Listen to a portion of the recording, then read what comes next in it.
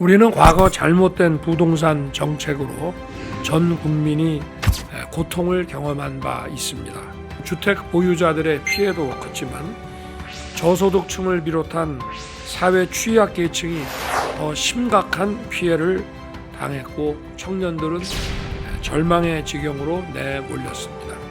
저와 정부는 이를 바로잡기 위해 공급, 세제, 금융의 3대 부문에 대해 주택정책 정상화를 추진해오고 있습니다.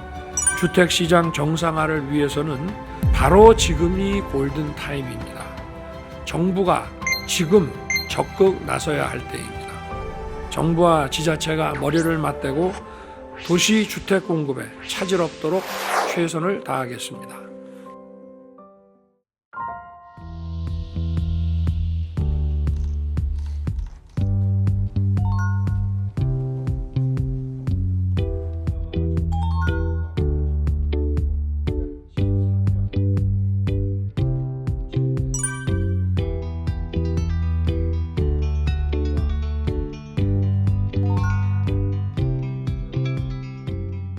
여러분 반갑습니다.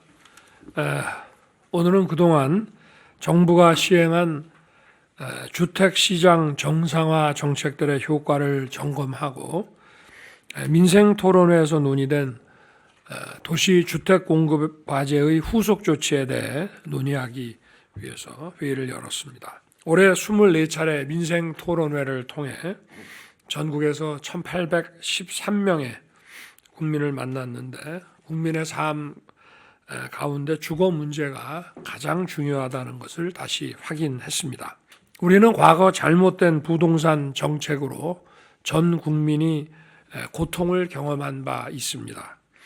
지난 정부 주택가격 상승 원인을 투기 문제로만 보고 징벌적 보유세 등 수요 억제에만 집중했었습니다. 그 결과 공급 부족으로 세계적인 저금리 상황 속에서 주택 가격이 폭등했습니다. 게다가 과도하게 높은 보유세는 보통 1가구 1주택에도 엄청난 고통을 주었습니다. 또한 지난 정부는 5년간 공동주택 공시가격을 총 63%나 올렸습니다. 이로 인해 국민들의 보유세 부담이 2018년 5조 원에서 2022년 10조 원으로 2배나 증가했습니다. 이처럼 주택 보유자들의 피해도 컸지만 저소득층을 비롯한 사회 취약계층이 더 심각한 피해를 당했고 청년들은 절망의 지경으로 내몰렸습니다. 높은 보유세가 전월세로 전가되면서 2020년부터 21년까지 전세 가격이 무려 17.6% 급등했습니다.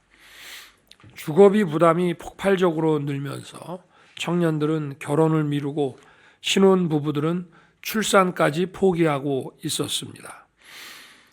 영끌 주택 구입 현상까지 벌어지면서 끝모를 악순환이 반복됐습니다. 저와 정부는 이를 바로잡기 위해 정부 출범 직후부터 가능한 한 모든 노력을 다해왔습니다. 주택 시장이 경제 원칙에 따라 움직일 수 있도록 공급, 세제, 금융의 3대 부문에 대해 주택정책 정상화를 추진해오고 있습니다.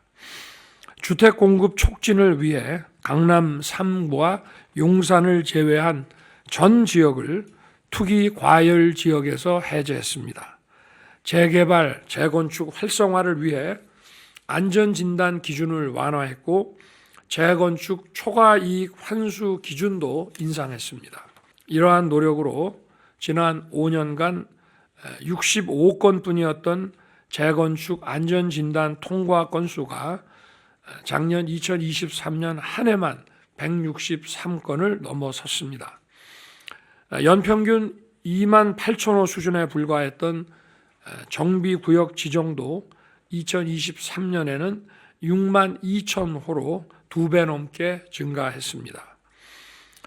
세제 분야의 경우에는 종부세 세율 인하, 양도세, 다주택자 중과 한시 배제, 월세 세액 공제 확대 등 시급한 조치를 모두 완료했습니다. 또 지난 정부는 공시가격을 2035년까지 시세의 90%까지 인위적으로 인상하려 했지만 우리 정부는 공시가격 현실화율을 2020년 수준으로 되돌렸습니다.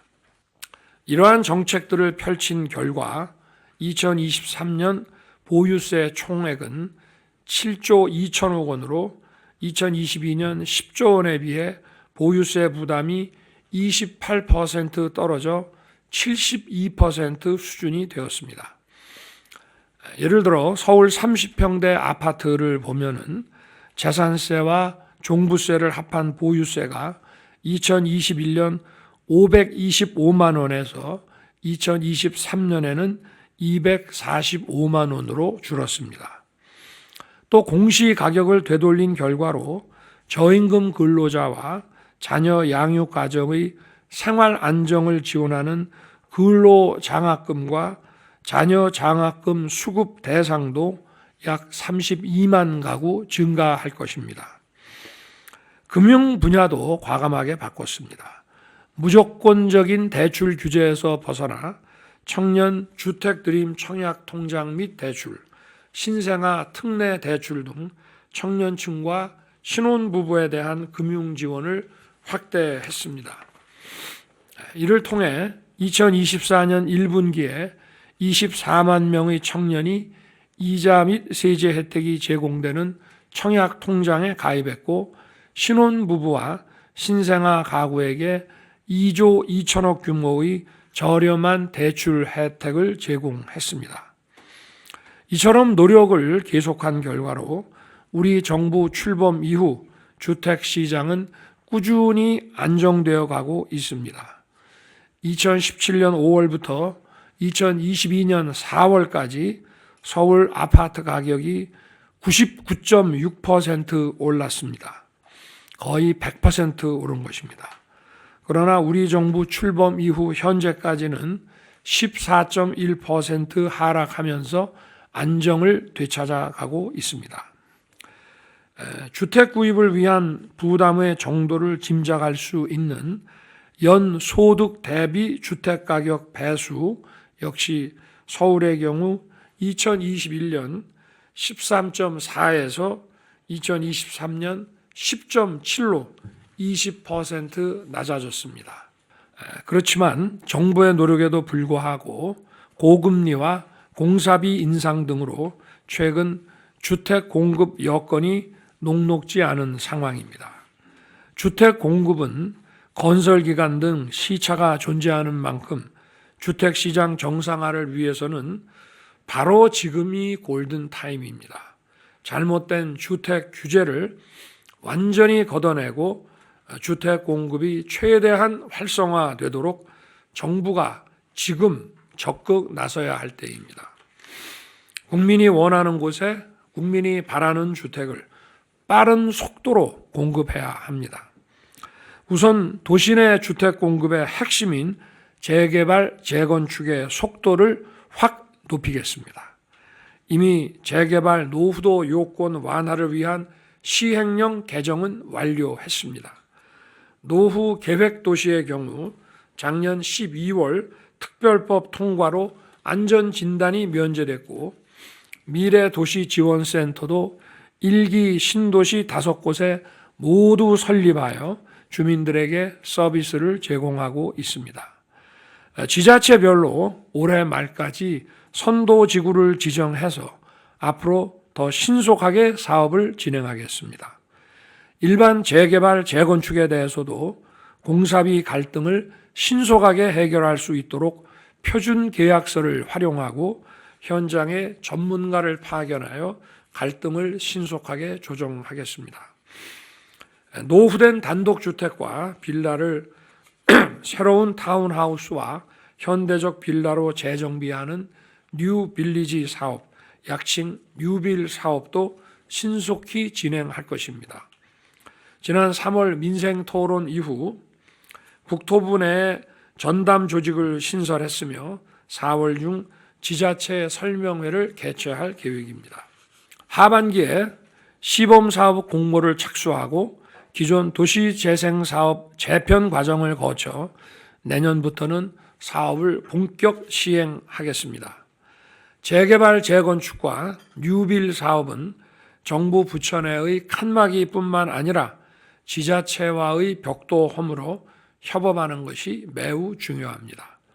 이를 위해 정부와 지자체가 긴밀히 협력하는 패스트트랙 시스템을 구축하겠습니다. 인허가는 대폭 단축하고 사업 인센티브는 확실하게 제공해서 수요자인 국민들이 성과를 조기에 체감할 수 있도록 최선을 다하겠습니다. 특히 최근 서울시가 발표한 서남권과 강북권 대개조 사업은 정부의 재개발, 재건축 활성화는 물론 뉴빌 사업과도 직결되므로 서울시와 긴밀한 협력 체계를 구축할 것입니다. 우리 정부는 검토만 하지 않고 빠르게 행동해서 약속한 것을 반드시 실천하는 행동하는 정부입니다. 국민의 주거 불편을 바로잡고 국민이 원하는 주택을 공급하는 것이야말로 민생의 출발입니다. 문제는 속도입니다.